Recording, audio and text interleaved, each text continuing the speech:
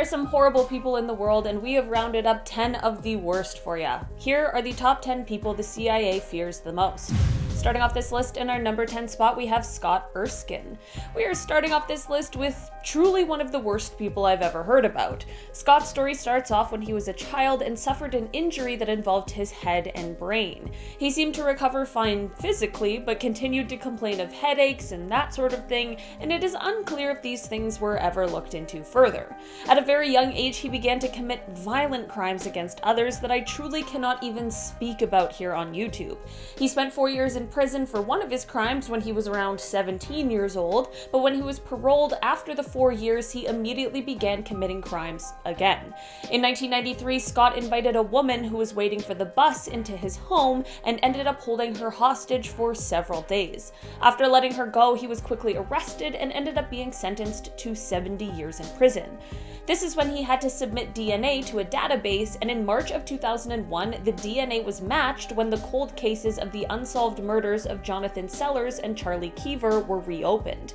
In 2004, a jury sentenced him to death, and 6 days later he was transferred to San Quentin.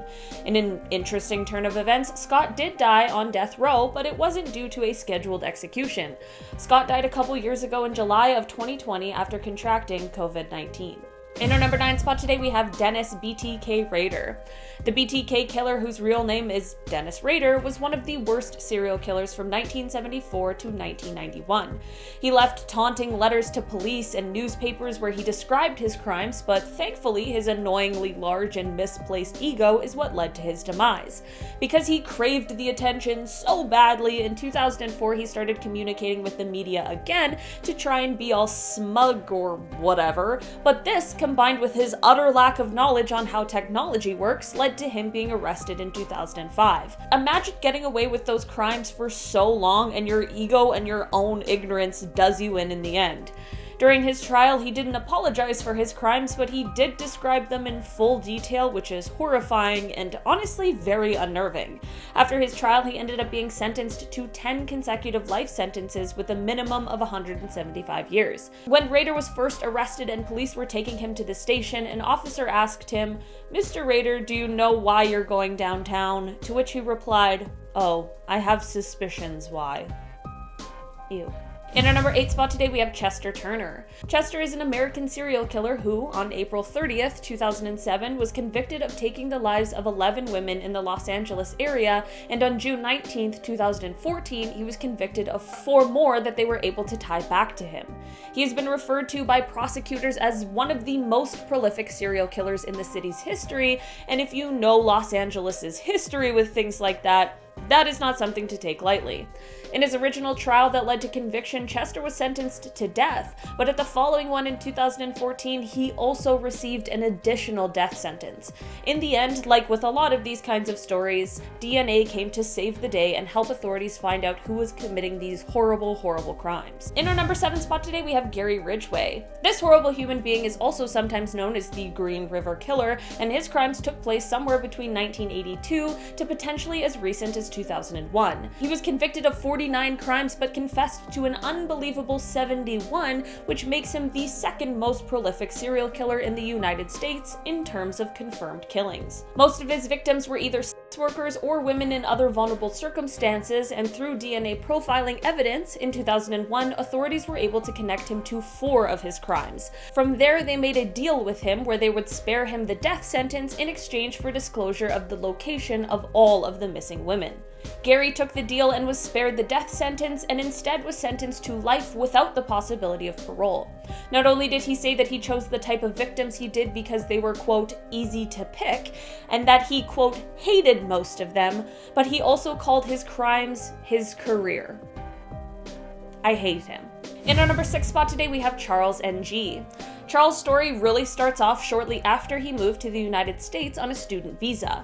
He dropped out after his first semester, and soon after he was involved in a hit-and-run accident. He then tried to avoid prosecution by enlisting in the United States Marine Corps, using false documents that stated his birthplace was within the United States. He was arrested by military police a year later for stealing automatic weapons, and then somehow he escaped custody, headed back towards Northern California, and this is where he met Leonard Lake, who is another real piece of work.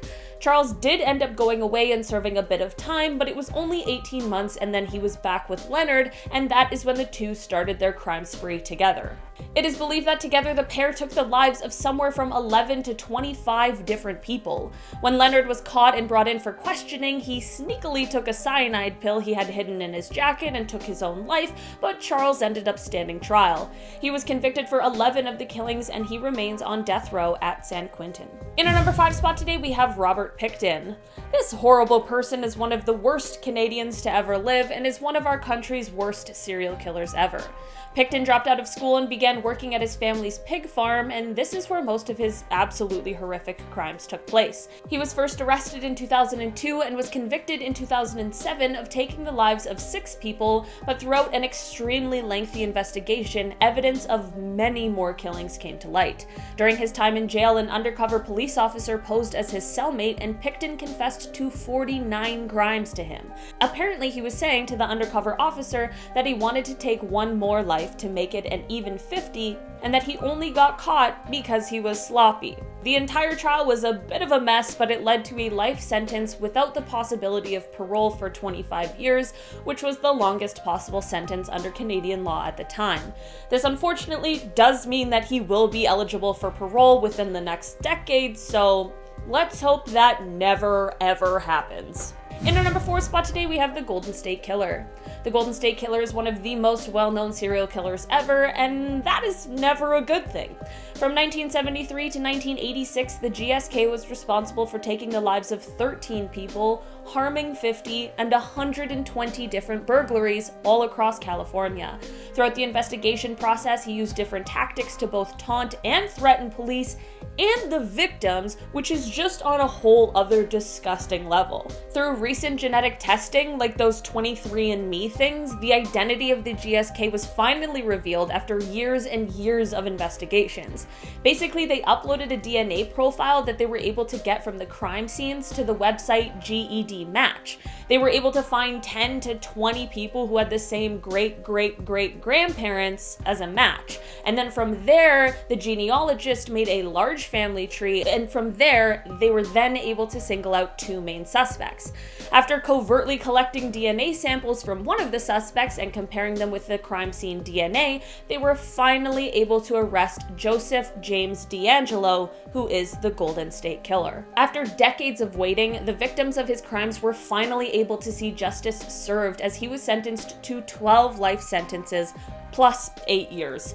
He was spared the death penalty because he admitted to numerous crimes that he had perpetrated, some of which he wasn't even being charged for. He is now 75 years old and will definitely spend the rest of his life in prison. In our number 3 spot today, we have Rodney Alaka. Rodney is a horrible monster who was convicted and sentenced to death for 5 killings that he committed in California from 1977 to 1979. He also received an additional 25 years to life after pleading guilty to 2 other killings in New York from 1971 to 1977. Rodney got away with his crimes for a while because he wasn't the top of the list of suspects, because he was said to be the, quote, charming photographer. Rodney is often referred to as the dating game killer because of his appearance on the show, which, with what we now know about him, is absolutely horrifying. What's even crazier is that he actually won the show he was on, but the episode's bachelorette refused to go on a date with him because she found him, quote, creepy. This is just a reminder to always trust your instincts. It isn't exactly known just how many victims Rodney had. It is potentially thought that it could be much higher than the number he was convicted for.